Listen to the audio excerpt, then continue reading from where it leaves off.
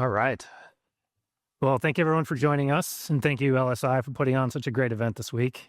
Before we jump into the conversation, I want to do some quick introductions. I'll kick off with my intro, and then I'll also introduce the panel. I am Dan O'Neill. I am a managing partner and co-founder of KX Advisors. We are a growth strategy consulting firm. One of our focus areas is working with corporate strategy and corporate development teams on their inorganic growth strategy. So we do a lot of work thinking through where to play choices, target identification, screening, and a lot of work around commercial due diligence. And so we spend a lot of our time working with professionals like we have on stage today. I've been working in the industry for 19 years, and in addition to advising clients on transactions, I've also participated in a few. So I have great respect for our panelists and think it's going to be a great conversation. I will go down the line and introduce each one of these folks. So start with Pete Shagory. Pete is the head of strategy and corporate development at CONMED. Pete's been there for 10 years. He's led over $1.2 billion in acquisitions for the company, helped with their turnaround journey and their growth story. So had a very successful career there. Pete, if leading strategy and corp dev wasn't enough, Pete also runs their U.S. advanced endoscopic technologies business, which is primarily focused on interventional GI. And prior to joining CONMED, you've got 23 years in venture capital investment banking. So it should offer some great perspectives. Helene Wahl is the head of M&A at KARL STORZ. Helen started her career at Big Four consulting firm doing financial due diligence. But I think you spent the last 14 years at KARL STORZ. You have been a very active investor the last 5 years. I think you've done 13 deals since 2020. A good mix of innovative strategic investments and also capability acquisitions like vertical integration. So looking forward to your perspective on the panel as well. And then finally, Nate Harrington. Nate has been with Philips since 2011. I get that right? Yeah. Nate's now the managing partner with Philips Ventures, where he also serves on the board of a number of portfolio companies. Prior to joining the Ventures group at Philips, Nate was the head of business development for the image-guided therapies business and really helped to build that business out through acquisition. I think you led some of the Spectranetics, EPD, Vesper Medical deals. And then prior to Philips, Nate had 9 years at Boston Scientific in a variety of business development and marketing roles. So should be a great conversation. Looking forward to it. Before we jump into the questions, I just wanted to set the stage. So the four of us had a call last week. We talked a lot about wanting the session to be very practical and pragmatic for startups, entrepreneurs in the audience. And so we're going to talk a bit about how startups, early stage companies can best engage with strategics. So we're going to get into things like what are the best entry points and roles for startups to engage with companies like we have on the panel. We have three folks who are focused on deal making, but they all have different titles. And so not every company looks the same. So we're going to talk a little bit about how roles differ across different companies of shapes and sizes.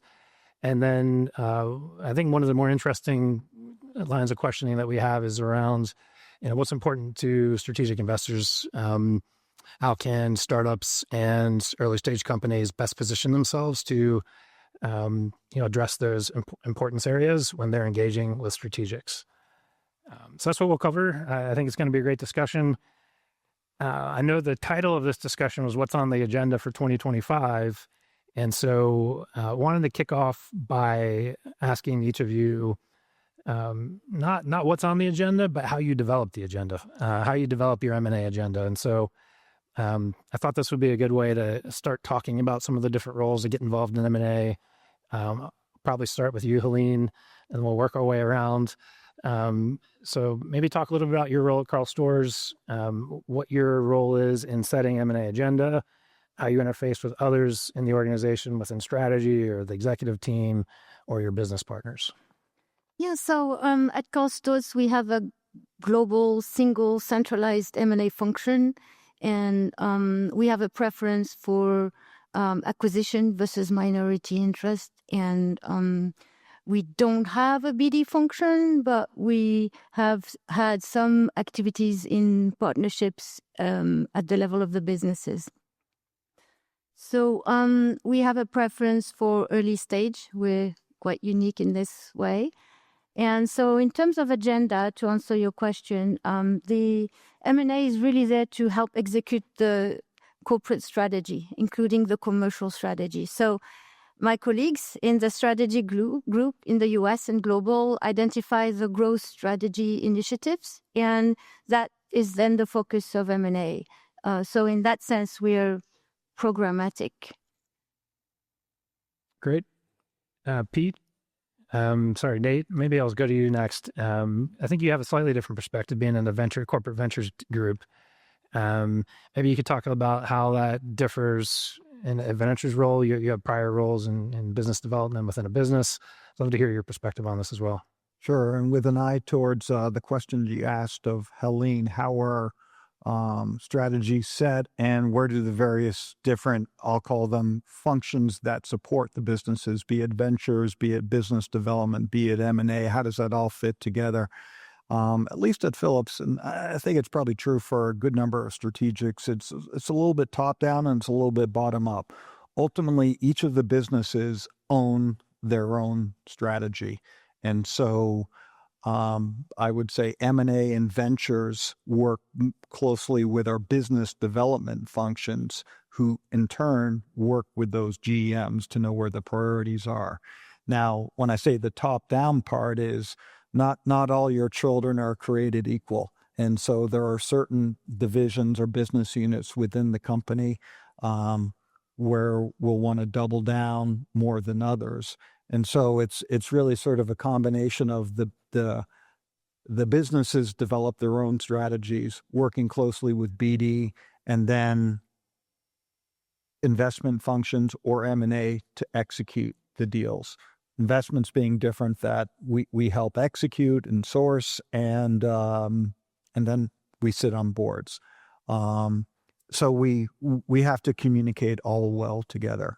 But ultimately, I look at myself as serving the business and what they need to do to achieve their growth strategies. Pete, you want to go next? Maybe given that you're in a combined strategy in Corp Dev role, I'd love to hear how it differs at CONMED. And then maybe you could talk a little bit about, once you've set the agenda, how you communicate that with or to either startups or the investment banking community to share what your goals are. Yeah, sure. So, I think what is interesting is you've got a diversity of size of companies here, and there are similarities, there are differences. I would actually say, Philips is very large. We're $1.3 billion of revenue. We're on the smaller side of medtech, but we're a very diversified company, and that's just from our history, and yet our strategy, our function works very similar to what you called out, Nate, which is the businesses really own their strategies. They're responsible for being the experts in their areas. But as a smaller company, we have the ability to just connect dots, I'd say more simply, just because we're smaller. So I hold both the strategy and M&A titles, and so I spend a lot of time with our businesses clarifying strategy and really facilitating the process that we go through with our board to clarify strategy and communicate that through. And that is integral to our activities on the BD side. So, it's kind of easier. I think it's less difficult if you're wearing both hats to be able to be integrated into that. Our BD effort is myself and 3 other people for the entire company. So we don't have BD resident in the business units. It's just us, and we kind of farm ourselves out to the business units, and we recruit people from those business units as we need them to develop acquisition opportunities. We leverage ourselves through external parties, through investment banks. There's probably 25 investment banks I talk to regularly, and that creates an extended network of BD for us as well. And so the more that we dialogue with those investment banks and guide them on what's interesting to us and what's not relevant, we're kind of cultivating that network of bankers who are incented to bring us opportunities. And so, spend a fair amount of time with private equity firms and venture firms and investment banks, communicating, our interests in general, and then leveraging that and bringing it back to the company. And we're also top down, bottoms up. We have ideas of areas that are most appealing to us, but I get phone calls from reps in the field and they say, I saw this product in the OR. It's really impressive. Can we take a look at it? And so we maintain a database of opportunities. And I wouldn't call BD so much a pipeline of opportunities. It's more a cultivation of a field of opportunities. Mm-hmm. And you're watching those and you're seeing them grow over time and maintaining dialogues with those. So great. Maybe a little bit of advice for the audience here around the best entry points if they're thinking about engaging a Philips or a Storz or a CONMED. Maybe Nate, I'll start with you this time. How should our audience, entrepreneurs, startups, think about engaging with a company like Philips? Sure. And I would also say engage early and get yourself on the radar. Ultimately, as you probably figured out how strategies are set, it's great to have some contact with someone eventually in the business unit. And you will usually get that way through either a ventures introduction or business development. We work fairly seamlessly together. If it's something which isn't in my bailiwick of expertise, I fast pass it on over to business development. But frankly, I think whichever route you take, and it's good to know this for different companies about where to enter. I would say it's safe from a venture standpoint. If you're looking for venturing, if you're looking for M&A, it's not going to be through M&A. Maybe perhaps surprisingly, at least at our shop, it's going to be through BD because they're working most closely. I would definitely say engage early before you need money. It's always great to be on someone's radar and having a nice conversation and not looking for a check. And the other thing which can be tough and why it may be not a bad thing to go through ventures, at least at Philips, is sometimes I find myself playing traffic cop and figuring out who do I introduce to whom when it comes to some of the business development functions. And I think particularly in a place like Philips where you will have very dissimilar businesses. You'll have the medical device disposables, you'll have big iron, you'll have monitoring, which could be inpatient to remote patient monitoring. We should be able to connect the dots. I hope that helped a bit. Yeah, I'm curious if there are any, just following up on that, what are some of the most common mistakes that you see when folks are engaging you? Feel free to jump in here too. Yeah. I would say, two things. One at a conference like this, just categorically look at your audience, look at what they do. It's surprising how many invites I get for orthopedics or ophthalmology, for example, or just places where it's not relevant. So do your homework as much as you expect us to do our homework, and we might be aware. Do your homework on that. And don't necessarily over engage. I think it's very good to have timely engagements either with BD or with ventures. I would say at Philips, BD is perfectly fine. And eventually, if it seems worthwhile, you will probably meet someone in the business unit itself, like a GM, depending upon where you are in your development and how much they want to be engaged. Sometimes it can be a little bit frustrating for strategics where people are trying to come in through the window, the door, the chimney, anyway, to try to get to a decision maker. I would say comfortably so that if you're eventually engaging with BD, you're going to get on the radar and the right people will be aware, or at least should be aware.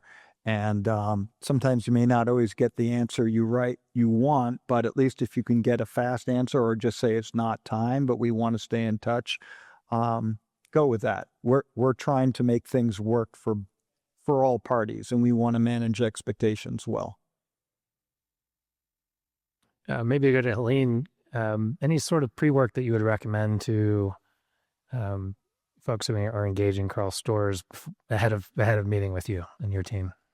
Yes, I would mention, the usual critical areas, iron out your IP and your regulatory roadmap and, your QMS compliance, start thinking about commercialization. We come in early. But there's one area that I would really pay attention when engaging, or that I pay attention, and I would hope the founders are ready. Because we come in early, the cap structure is going to be quite important. So I would think about making sure we come in early. So really like seeds, and there might be family office, but not necessarily VC, or just starting with VC. So in the cap structure, just make sure you resolve all your shareholders dispute. And then with the VCs, just start the conversation, or had the conversation before we engage, or I guess at around the time we engage, if you haven't had them. Just because we come in early, the mass will look different that they might be expecting. So it's good to start clarifying this. Otherwise, the negotiations might become tripartite instead of bipartite, and that's not fun for me. And then lastly, on the cap structure, I think, because we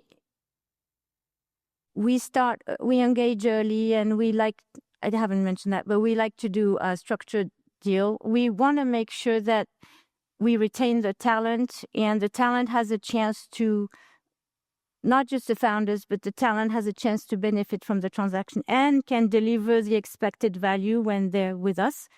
So I would make sure I would consider identifying the critical talent and giving them shares. Pete, anything to add there? In terms of Pre-work or best models for engaging? Yeah. And so, from a pre-work standpoint, I think it's such a great point that entrepreneurs are so focused on their story and so focused on telling your story, which is really important, that there is a tendency to maybe not do as much homework on your buyers and understand. And there's a lot of information out there on strategics. And so I'm always impressed when someone knows, our business pretty well and where they may fit.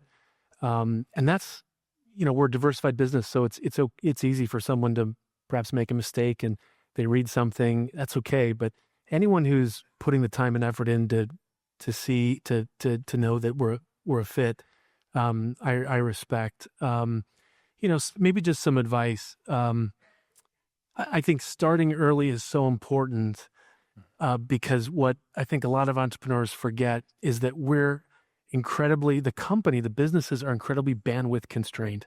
They've got their own priorities.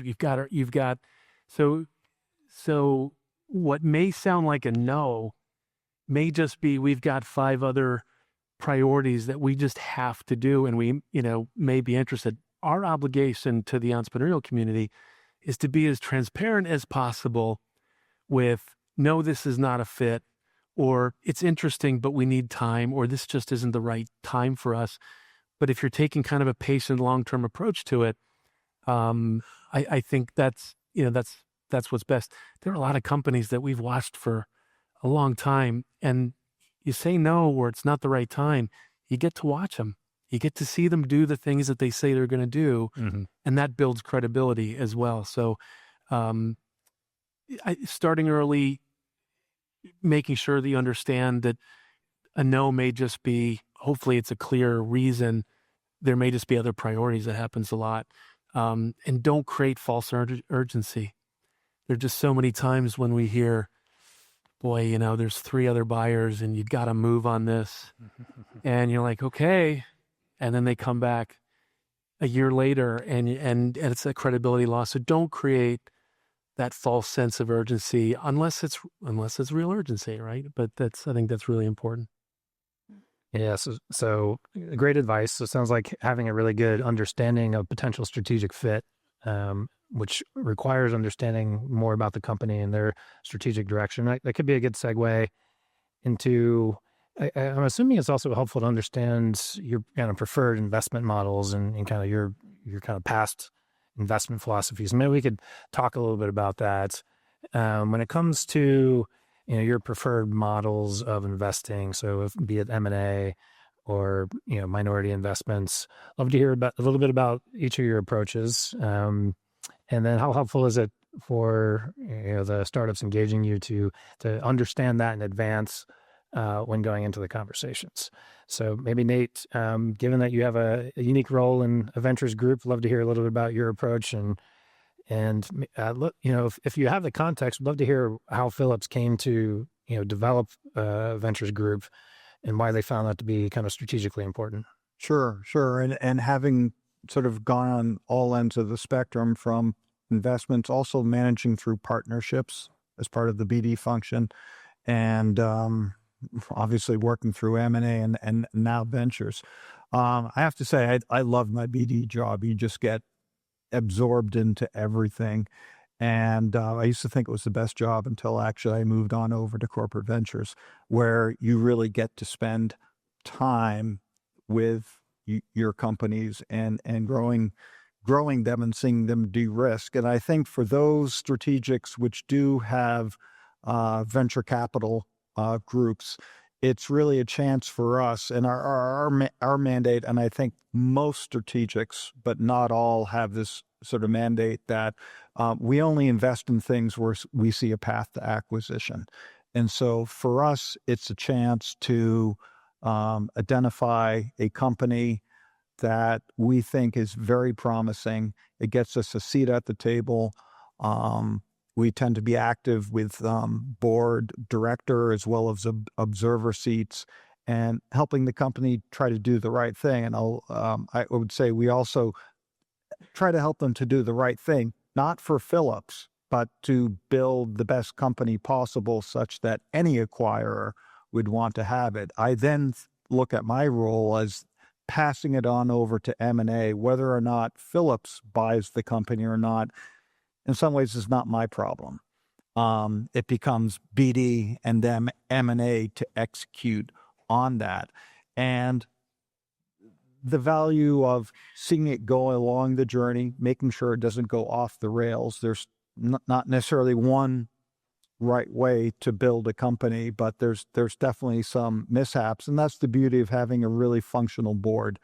And I think it's very important to have good relationships with your VCs on the board and gain that credibility and trust, at least from our perspective.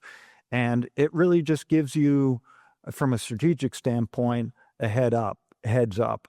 And at the end of the day, if the company matures and develops the way that you'd like to see, you wind up with a coupon at the end of the day, which puts you in a strong advantage. I could say we don't go for any special rights when it comes to making our investments. And it's interesting, our investment thesis has changed a little bit over time, as Dan was alluding to. We originally started out with doing corporate investments in areas that weren't business sponsored, and it was trying to predict a little bit of where the puck might be going and learning along the way, but they weren't necessarily business sponsored. We haven't found that to be as useful for resulting in M&A, which is the ultimate success in terms of a venture program. It's nice not to lose money and hopefully get good returns even if you don't buy it. And so with the change in CEO, we've had that focus, as I mentioned, the mandate that we only invest in things that we acquire. And I think that's it's an advantage that I think most strategics who have an investment arm do it. It's also a lot of work, and you have to be very patient and long term. And I think some strategics, I mean, it sounds great conceptually, but you need to remember that when you start to invest in a company, these are the gifts that keep on taking. You have to be ready for your follow-ups and doing the right thing by the company. But ultimately, I think it's a great tool that sets you up well for hopefully the end game, which is acquiring the company if it's promising. And Pete, you spent a good part of your career in venture capital, and I think during our pre-call you talked about how CONMED has been more focused on M&A and 100% ownership. I wonder if you could just talk a little bit about the trade-offs between the two models and why or how you're thinking about it at CONMED. Yeah, and I'll be brief. At CONMED, as part of a turnaround, we've had to direct all of our capital to acquisitions because that's what's going to move the needle. That's what's going to improve the company. We've not been an active venture investor, but maybe it's because I was a former venture capitalist and have worked with a number of strategics. There's an absolute case for strategics being investors. And in fact, as the venture medtech community pulled back in the 2010, 2011 timeframe, the corporate venture community really stepped in and filled the void on capital. The objectives are somewhat different, right? Financial VCs are looking for returns. The strategics, there's a different motivation to it, but the two can work hand in hand and be very successful. So I'd love to see CONMED be more active in the investment side of things. I think that there's a case for it. We don't have a fund. We would invest off our balance sheet. It'll be select opportunities, but the important thing is to be committed to it over the long term. You can't just get in and out of doing that. You've got to be really committed to it over a very long period of time for it to pay off. And hopefully we'll have the chance to do that. And Helen, it sounds like Storz has a preference for 100% acquisition as well, but you also invest early. So talk a little bit about the philosophy at KARL STORZ and how you seek to minimize risk when investing early. Yes, I'll just briefly mention the 3 categories of acquisitions that we've done, because if I want to talk about de-risking, I'll specifically discuss that one category. So we've done some tactical vertical integrations, and we've done distributors. And the category where I think the third one, where we are going to be more active near term, long term, I think it's really the strategic tuck-ins and adjacent. And we look at, so these are tech and talent deals and early stage. And because we're privately owned, we can do a full acquisition. We're not going to be hit because we are privately owned. And we think in generations rather than in quarters. So we can get into these 100% acquisition. However, we're like to still de-risk, of course. We're privately owned, but the 3 shareholders really have an eye on their numbers. So we're very disciplined, and we put in place, a classic model where structured pricing. So the payment of the purchase price is aligned with the delivery of the value. So fairly decent upfront, but milestones based on what we know, we hope the talent and the founders will be able to deliver to make the transaction successful. And a little bit of earn-out as well, so they can also benefit and stay with us for a longer term. And one thing I'd like to say to founders is we hope you stay long-term through the execution of commercialization and success. But we also offer long-term careers. There's a lot of interesting businesses. So we are actually now transitioning where things are being delivered, and we are offering different activities to people who came from startups who are interested in working for a larger organization long-term. Great. I know we're running up on time here, so rather than try to force one more question in, maybe we'll seek to wrap up here. I just wanted to thank the panelists for all the insightful comments today. I thank the audience for coming, and thank you, LSI, for holding a great event. Enjoy the rest of the conference.